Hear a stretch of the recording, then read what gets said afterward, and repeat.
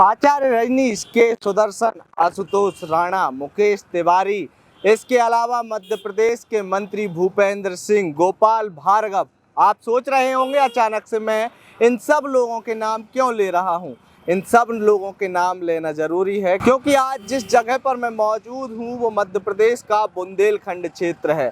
बुंदेलखंड का एक बड़ा शहर सागर और सागर में स्थित है एक विश्वविद्यालय जिसका नाम है डॉक्टर हरि सिंह गौर विश्वविद्यालय।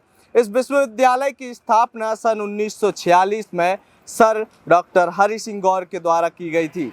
ये एकमात्र ऐसा विश्वविद्यालय है जिस विश्वविद्यालय के बारे में कहा जाता है कि यह किसी एक दानवीर के द्वारा एक बार में अपनी निजी संपत्ति दान करके बनाया गया देश का एकमात्र विश्वविद्यालय है।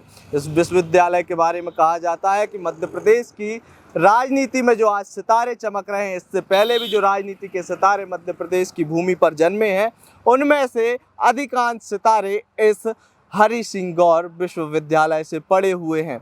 हरि सिंह गौर विश्वविद्यालय का एल्यूमिनाई सेल जितना मजबूत है उतने ही मजबूत हैं यहाँ के विभाग। लगभग 32 विभागों की यहाँ से पढ़ाई की जाती है। देश के प्रसिद्ध शिक्षाविद यहाँ से पढ़ाई करके निकले हैं और मध्य प्रदेश की राजनीति के अलावा मध्य प्रदेश की पत्रकारिता में भी इस विश्वविद्यालय के छात्रों ने अपना परचम लहराया है, जिनमें अभी भी कई ऐसे छात्र हैं जो मध्य प्रदेश की पत्रकारिता में अपनी अहम भूमिका निभा रहे हैं। आइए जानते हैं इस विश्वविद्यालय के बारे में और विस्तार से विश्वविद्यालय की कुलपति के द्वारा।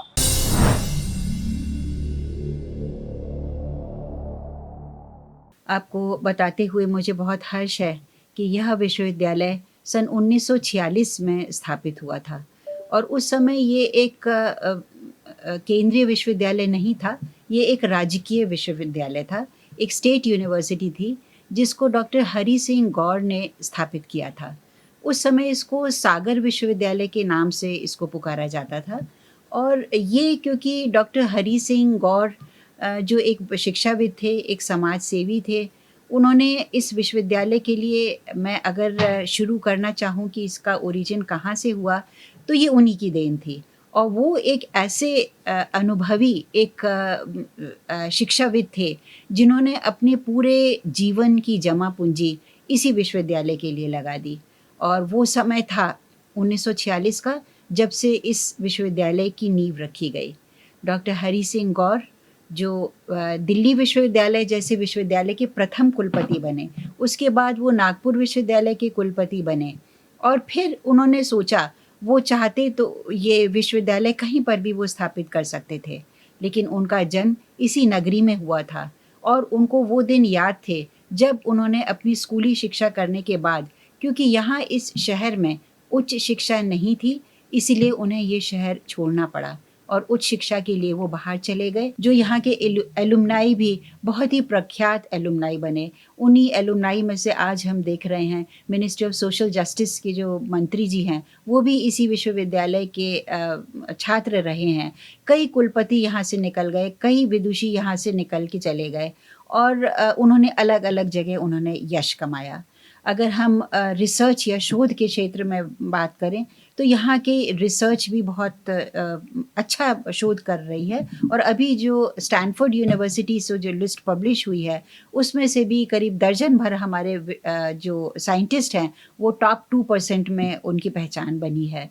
इसी के साथ जितनी भी राष्ट्रीय स्तर की परियोजनाएं हैं वो सभी इस विश्वविद्यालय में संचालित हैं, चाहे वो फिस्ट की ग्रांट हो, चाहे वो सैप की ग्रांट हो, चाहे वो पर्स की ग्रांट हो। और अभी हाल ही में विश्वविद्यालय ने साथ ही जो एक नया प्रोजेक्ट जो क्लस्टर यूनिवर्सिटीज़ की बात कर रही है आज भारत सरकार, उसमें भी लीड यूनिवर्सिटी के तौर पर विश्वविद्यालय ने एक प्रस्ताव सबमिट किया है। मुझे आशा है, ये 30 करोड़ का ये प्रोजेक्ट है, मुझे आशा है कि इसमें भी हम लोग अवश्य सफलता प्राप्त करेंगे। लगभग 1100 एकड़ क्षेत्र में फैले इस विश्वविद्यालय में अभी भी 5,500 से ज़्यादा विद्यार्थी शिक्षा लेने आते हैं। मध्य प्रदेश के अलावा इस विश्वविद्यालय की खासियत ये है कि यहाँ पर पूरब से लेकर पश्चिम और पश्चिम से लेकर उत्तर और दक्षिण तक के छात्र सागर विश्वविद्यालय में अपनी स्नातक और स्नातकोत्तर की पढ़ाई करने के लिए आते हैं।